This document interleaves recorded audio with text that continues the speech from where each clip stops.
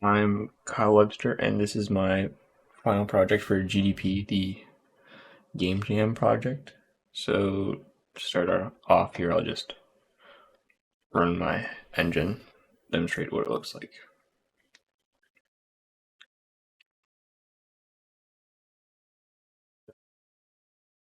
As you can see,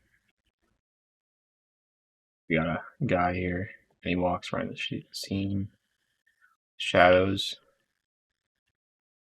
and bump mapping on the rocks, bloom coming from those light sources.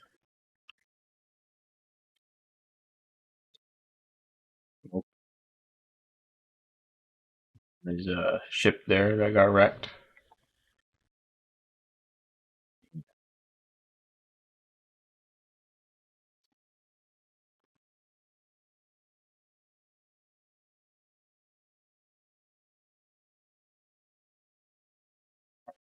For graphics, I did bump mapping. So, as you can see, this rock portal here and the ground as well, I have in a bump map. So this is what they look like on the bump map. And then if I turn off bump map, clearly you can see the triangles that make up the stone mesh, and the ground looks a lot flatter, less change from light, or the directional light. And then the other thing I did for graphics was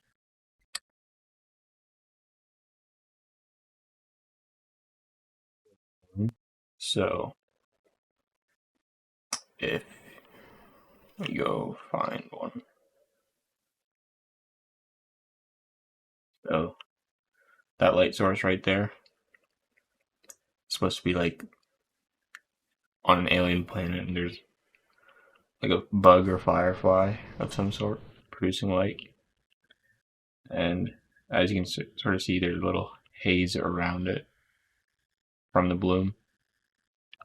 And then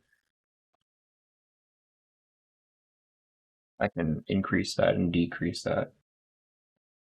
With the bloom increased, a lot more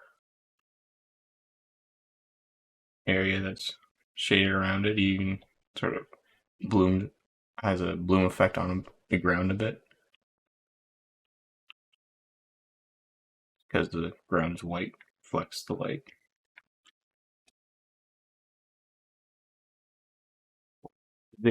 I implemented shadows and a smoke particle system. So shadows are pretty clearly demonstrated. There's shadow of the guy as he moves around, follows him, animates like him.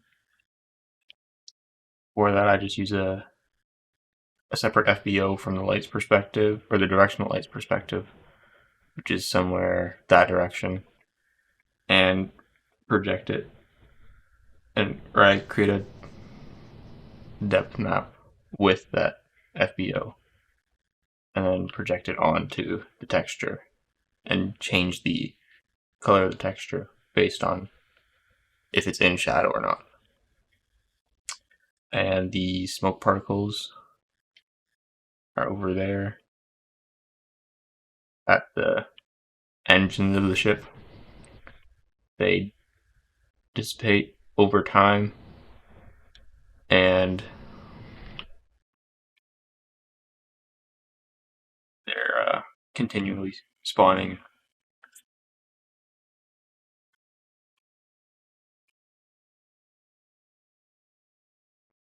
Gems. What it was multiple shaders. So if we take a look at the code, I have a shader, just a regular shader for the scene, and a shadow shader. So that's using the FBO to create the depth map, which is then used to create the shadows. The final thing I'm doing for gems is instance rendering.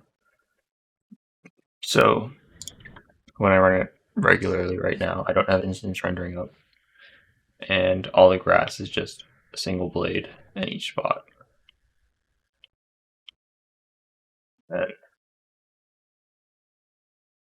so adding instance rendering to each blade or all of those, I get more of a clump of grass, or I'm creating clumps of grass instead of just one single blade.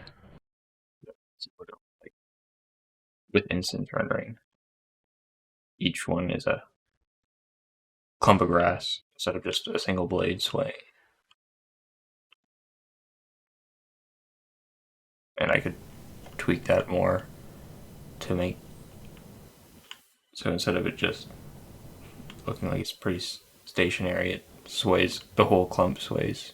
But I currently just have it set so that each blade sways individually.